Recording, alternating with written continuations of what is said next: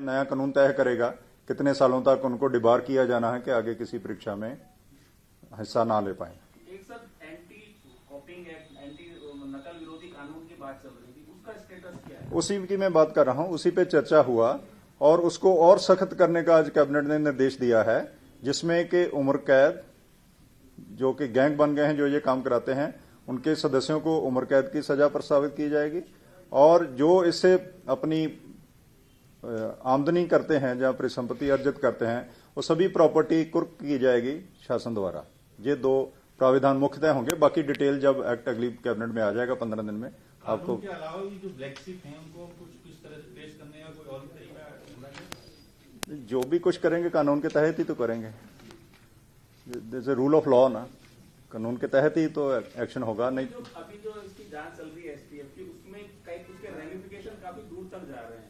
ऐसा वो पुरानी भर्तियां भी उसमें घेरने में आई हैं, तो उनकी भी जांच होगी क्या? जो वो कह रहा है कि एई के एग्जाम्स को भी मैंने बेचा था पेपर को, जेई का पेपर भी उन्होंने लीक किया था, तो आर में ये विस्तृत जब शासन में जब रिपोर्ट कोई हमारे पास आएगी तो उसमें पूरा परीक्षण करके ही निर्णय लिया जाएगा। आयोग का भी उसमें व्यू लिया जाएगा। आज की कैबिनेट में, क्योंकि कैबिनेट की ब्रीफिंग है, उसमें यही निर्णय हो कि देश का सबसे सख्त कानून जो नकल रोकने के लिए बनाया जाएगा और जल्दी बनाया जाएगा। Ranjit, thank you sir. आज जैसा कि आप अवगत हैं, जोशीमठ में जो भूधसाव और क्रैक्स और लैंडस्लाइड के कारण जो समस्या आई है, आज की कैबिनेट मोस्टली उसी बिंदु पर केंद्रित रही, एक नकल विरोधी के अलावा।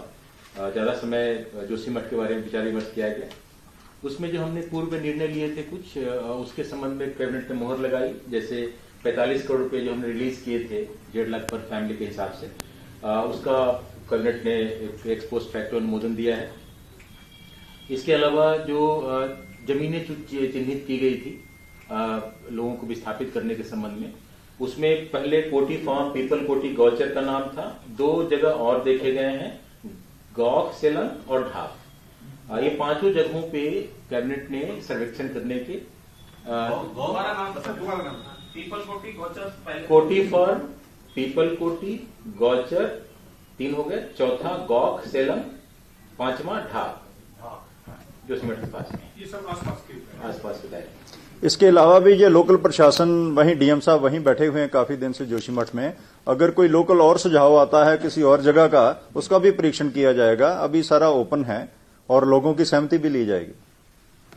तो माननीय कैबिनेट ने इस पे जियोलॉजिकल स्टडी कराने की अनुमति दी। नेक्स्ट, जो किराया हम दे रहे थे, जैसे विस्थापित लोग जो किराए पर कहीं रह रहे हैं, पहले 4000 था, उसको माननीय कैबिनेट ने 5000 करने का निर्णय लिया है। इंटरिम रूप से अगर कहीं और ज्यादा किराया लगता है तो कैबिनेट, माननीय मुख्यमंत्री जी को अधिकृत किया गया है कि अगर राजा कहीं और ज्यादा किराया पर लेने की आवश्यकता पड़ती है तो माननीय कैबिनेट, माननीय मुख्यमंत्री जी उस पर निर्णय लेंगे। इसमें किराएदार भी आएंगे, मकान मालिक के अलावा किराएदार, अगर कोई किराएदार रह रहा होगा, वो भी शिफ्ट हुआ होगा, उसको भी मिलेगा जो किराए पे जाएंगे। नहीं, वो तो ये मिलेगा नहीं, जो पहले किराया दे रहा था, तो जब वो शिफ्ट करेगा तो वो किराया तो नहीं देगा वहां, तो जहां नई जगह जाएगा वहां किराया देगा। नहीं, उसको भी मान्य होगा ना ये। जो भूस्वामी है, वो जाएगा किराए पे, तो उसके लिए अनुमन्य होगा किराया बताने के लिए।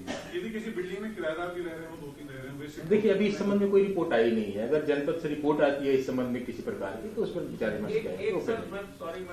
इसमें रेंट में वहाँ ये चल रहा है कि आज जो लोगों ने अपने रेंट अचानक 3-4 गुना बढ़ा दिए हैं, जो 25% तो इलाका अफेक्टेड है, जो अनअफेक्टेड इलाके में लोगों ने रेंट कई गुना बढ़ा दिया, तो इसके लिए कुछ कर पा रहे हैं कि भाई उनको कुछ उसमें वो सीलिंग लगाते हैं कि इसे बढ़ाएं ना? अभी जिले से ऐसी रिपोर्ट नहीं आई है, अगर आती है तो उस पर भी विचार करेंगे। आप पहले पैकेज सुन लीजिए, फिर उसके बाद कोई सवाल होगा तो हो सकता है आपके सवालों का जवाब जो बताएंगे उसी में आ जाएगा। नेक्स्ट है जो राहत शिविर हमने तय किए हैं, होटल, होम स्टेज और गेस्ट हाउसेज। उसमें एक हम मानक तय कर रहे हैं, या तो उनका वास्तविक जो रेंट है, किराया है प्रतिदिन प्रति कमरा, वो, या फिर 950 रुपये अधिकतम, वो हम जिलाधिकारी को अधिकृत कर रहे हैं।